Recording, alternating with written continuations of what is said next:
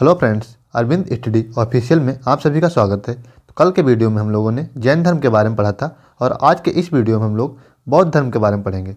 जैसा कि कल के वीडियो में हम लोग जैन धर्म के बारे में एकदम डिटेल से पढ़ा था, उसी हिसाब से आज के इस वीडियो में बौद्ध धर्म के बारे में एकदम डिटेल से पढ़ेंगे। यहाँ से एक भी क्वेश्चन आपका छूटेगा नहीं, इसकी मैं गारंटी लेता हूँ।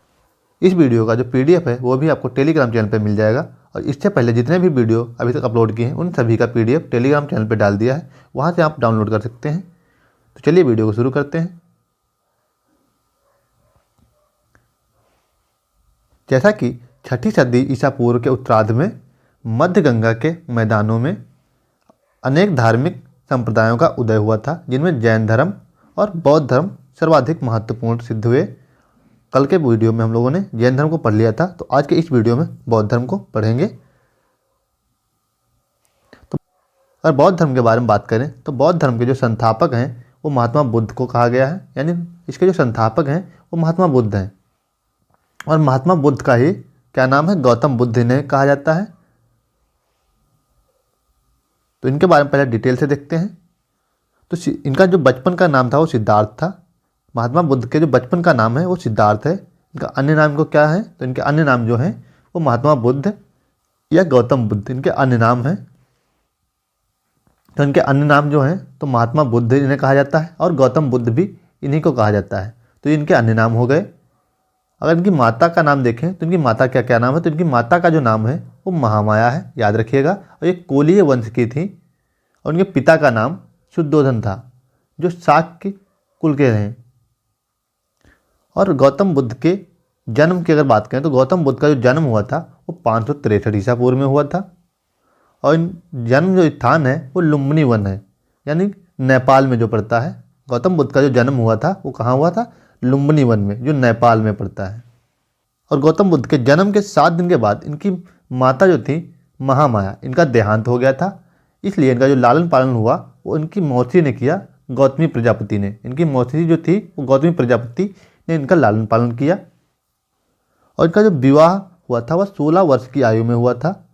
इनका जो विवाह हुआ वो 16 वर्ष की आयु में हुआ था। और इनकी पत्नी का नाम था यशोधरा। तो इनका विवाह किससे हुआ था, यशोधरा से हुआ था 16 वर्ष की आयु में। ये भी शाक्य वंश की थी, यानी शाक्य कुल की। इन्हीं से एक पुत्र का जन्म हुआ था जिसका नाम था राहुल। और गौतम बुद्ध जो थे इन्होंने 29 वर्ष की आयु में घर को त्याग दिया था, यानी वैराग्य हो गए थे। उन्हें ज्ञान की जो प्राप्ति हुई थी वो 35 वर्ष की आयु में हुई थी। तो अब इसको डिटेल से एकदम पढ़ते हैं। और इनकी मृत्यु की अगर बात करें तो 483 ईसा पूर्व में इनकी मृत्यु हुई थी। कहाँ, कुशीनगर में हुई थी। बौद्ध धर्म में मृत्यु को क्या कहा गया है, महापरिनिर्वाण, महापरिनिर्वाण कहा गया है।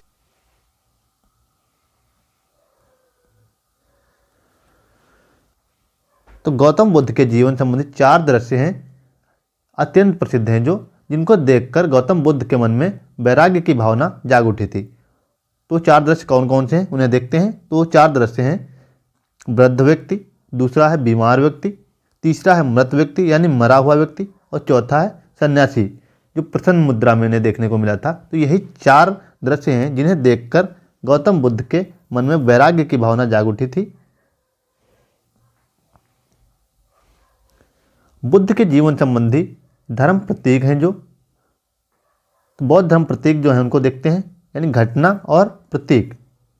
तो जन्म का जो इनका प्रतीक है कमल और सांड है। ये एग्जाम में पूछे गए हैं कई बार, तो आप इन्हें याद रखिएगा क्योंकि यहाँ से क्वेश्चन एग्जाम में बनते हैं। और ग्रह त्याग का जो प्रतीक चिन्ह है तो वो घोड़ा है, यानी ग्रह त्याग या घोड़ा है। अगर ज्ञान की बात करें तो ज्ञान का जो प्रतीक चिन्ह है पीपल का वृक्ष, यानी जो बोधि वृक्ष जिसे कहा गया है। निर्वाण, तो निर्वाण में इनको पद चिन्ह का जो प्रतीक चिन्ह है। और मृत्यु जिसे महापरिनिर्वाण कहा गया है, तो वो स्तूप हैं। तो ये इनके प्रतीक हो गए इस साइड में, और ये घटना हो गई। तो इसे आप याद रखिएगा, यहाँ से क्वेश्चन एग्जाम में कई बार पूछे गए हैं और यहाँ से एग्जाम में क्वेश्चन पूछने की प्रवृत्ति ज़्यादा रहती है। इसके बाद देखते हैं गृह त्याग। तो गृह त्याग इन्होंने 29 वर्ष की आयु में सांसारिक समस्याओं से व्यथित होकर गृह त्याग दिया था। और इसे क्या कहा गया बौद्ध धर्म में, गृह त्याग को? गृह त्याग को बौद्ध धर्म में महाविनिष्क्रमण कहा गया है। गृह त्याग के बाद सर्वप्रथम की मुलाकात किससे हुई थी? तो इनकी सबसे पहले मुलाकात हुई थी आचार्य अलार कलाम से हुई थी। आचार्य अलार कलाम से हुई थी वैशाली के समीप। कहाँ हुई थी? वैशाली के समीप आचार्य अलार कलाम से इनकी सर्वप्रथम मुलाकात हुई थी। उसके बाद में इनकी दूसरी मुलाकात किससे हुई? रुद्रक रामपुत्र से, जो राजगृह के समीप हुई थी।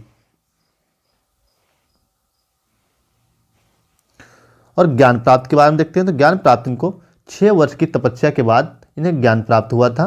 कितनी? 6 वर्ष की तपस्या के बाद गौतम बुद्ध को ज्ञान प्राप्त हुआ था। और 35 वर्ष की आयु में, 6 वर्ष की तपस्या के बाद 35 वर्ष की आयु में वैशाख पूर्णिमा की रात को निरंजना नदी के तट पर इन्हें ज्ञान प्राप्त हुआ था। कहाँ? 6 वर्ष की तपस्या के बाद 35 वर्ष की आयु और वैशाख पूर्णिमा की रात को निरंजना नदी के तट पर इन्हें ज्ञान की प्राप्ति हुई थी, पीपल वृक्ष के नीचे, जिसे बौद्ध वृक्ष कहा गया है। और धर्म चक्र प्रवर्तन की अगर बात करें तो धर्म चक्र प्रवर्तन किसे कहते हैं? बौद्ध धर्म में जो उन्होंने प्रथम उपदेश दिया था उसे धर्म चक्र प्रवर्तन कहा गया है बौद्ध धर्म में। तो इसे देखते हैं। उर्वेला जो वर्तमान बोध गया में पड़ता है, वहाँ से गौतम बुद्ध कहाँ आए थे? सारनाथ आए थे। यानी बोध गया से गौतम बुद्ध सारनाथ आए। सारनाथ को ही दूसरा नाम ऋषिपत्तनम या मृगदाव है। यहाँ आए, यहाँ पर 5 ब्राह्मण सन्यासियों को इन्होंने अपना प्रथम उपदेश दिया। गौतम बुद्ध ने यहाँ पे 5 सन्यासियों को अपना प्रथम उपदेश दिया।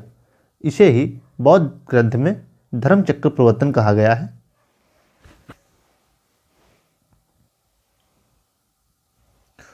यहाँ पे नोट करके दिया हुआ बॉक्स में है, इन्होंने सर्वाधिक उपदेश कहाँ दिए हैं? श्रावस्ती में। गौतम बुद्ध ने सर्वाधिक उपदेश कहाँ दिए हैं? वो श्रावस्ती में दिए हैं। यहाँ से क्वेश्चन एग्जाम में पूछे गए हैं कई बार, ये पूछा भी जा सकता है एग्जाम में, SST GD वगैरह में जो इसमें एग्जाम चल रहे हैं, तो इसे आप याद रखिएगा। जबकि प्रथम उपदेश इन्होंने कहाँ दिया है? सारनाथ में। गौतम बुद्ध ने सर्वाधिक उपदेश श्रावस्ती में और प्रथम उपदेश सारनाथ में दिया है।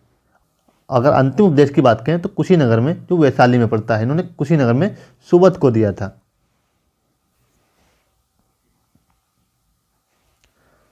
महापरिनिर्वाण की अगर बात करें तो इन्हें कुशीनगर में 80 वर्ष की आयु में शरीर त्याग दिया था 483 ईसा पूर्व में।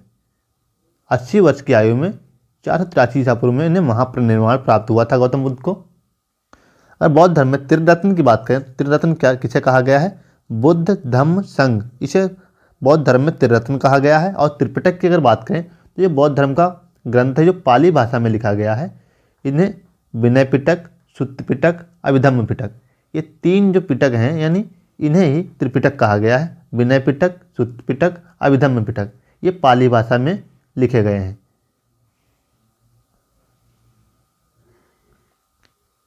और इसके बाद हम देखते हैं बौद्ध संगीतियों के बारे में। तो प्रथम बौद्ध संगीत का आयोजन कब हुआ था? तो प्रथम बौद्ध संगीत का आयोजन वर्ष 483 ईसा पूर्व में हुआ था। यानी गौतम बुद्ध की मृत्यु के बाद उसी वर्ष 483 ईसा पूर्व में प्रथम बौद्ध संगीत हुई। प्रथम बौद्ध संगीत 483 ईसा पूर्व में हुई थी गौतम बुद्ध के मृत्यु के बाद। ये राजगृह में हुई थी। इसका जो स्थान है वो राजगृह में हुई थी। और इसके अध्यक्ष थे महाकश्यप।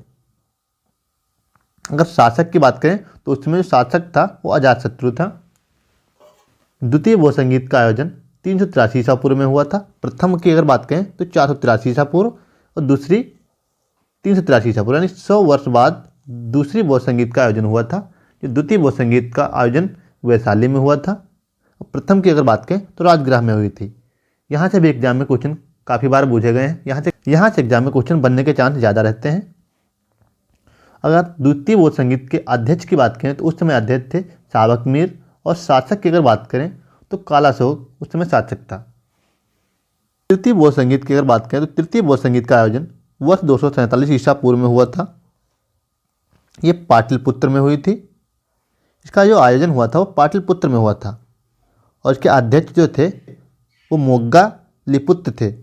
मोग्गा लिपुत्र तिस्स, यानी मोग्गा लिपुत्र तिस्स थे। ये गलती से यहाँ पे मिस्टेक में ऊपर लिख दिया हमने है, तो इसे आप याद रखिएगा, हमने टिक कर दिया है। और इसके जो शासक थे उस समय तो अशोक उस समय शासक था। या तृतीय बौद्ध संगीत के समय शासक कौन था? अशोक था। उसके बाद में चतुर्थ बौद्ध संगीत का आयोजन कब हुआ? ये वर्ष ईसा की प्रथम शताब्दी में हुआ था। इसका स्थान जो था वो कुंडल वन था। इसके अध्यक्ष जो थे, अध्यक्ष उसमें वसुमित्र थे और शासक कनिष्क था। तो इसे एक बार फिर से रिपीट कर लेते हैं, क्योंकि इस टॉपिक से क्वेश्चन एग्जाम में ज़्यादा पूछे जाते हैं। प्राचीन हिस्ट्री में अगर सबसे ज़्यादा क्वेश्चन पूछे जाते हैं तो बौद्ध धर्म से ही पूछे जाते हैं।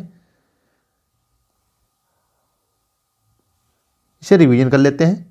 गौतम बुद्ध के जो बचपन का नाम था वो सिद्धार्थ था। इनका अन्य नाम महात्मा बुद्ध या गौतम बुद्ध ने कहा गया है। माता का नाम अगर तो इनके माता का नाम महामाया था, जो कोली वंश की थी। और पिता का नाम अगर देखें तो इनके पिता का नाम शुद्धोधन था, जो शाक्य गढ़ के प्रधान थे। जन्म गौतम बुद्ध का 563 ईसा पूर्व में हुआ था। स्थान लुम्बिनी वन नेपाल में, जो लुम्बिनी वन है नेपाल में पड़ता है। गौतम बुद्ध का लालन पालन इनकी मौसी गौतमी प्रजापति ने किया था। इनके जन्म के 7 दिन के बाद इनकी माता महामाया का देहांत हो गया था। और इनका जो विवाह हुआ था वो 16 वर्ष की आयु में यशोधरा के साथ में हुआ था। इनकी यानी पत्नी का नाम क्या है? इनकी पत्नी का नाम यशोधरा, जो शाक्य वंश की थी। इनसे एक पुत्र का जन्म हुआ था। पुत्र का नाम था राहुल। गौतम बुद्ध ने 29 वर्ष की आयु में गृह त्याग दिया था और 35 वर्ष की आयु में गौतम बुद्ध को ज्ञान प्राप्त हुआ था। मृत्यु की बात करें तो गौतम बुद्ध का जो महापरिनिर्वाण 483 ईसा पूर्व में हुआ है कुशीनगर में। यानी बौद्ध धर्म में मृत्यु को महापरिनिर्वाण कहा गया है। तो इस वीडियो में इतना ही। अगर वीडियो अच्छा लगा हो तो वीडियो को लाइक करें और चैनल को सब्सक्राइब कर लें, ताकि इसी प्रकार के जीके वीडियो आप तक पहुंचते रहें। तो मिलते हैं अपने नेक्स्ट वीडियो में। और इस वीडियो का PDF आपको टेलीग्राम चैनल पर मिल जाएगा।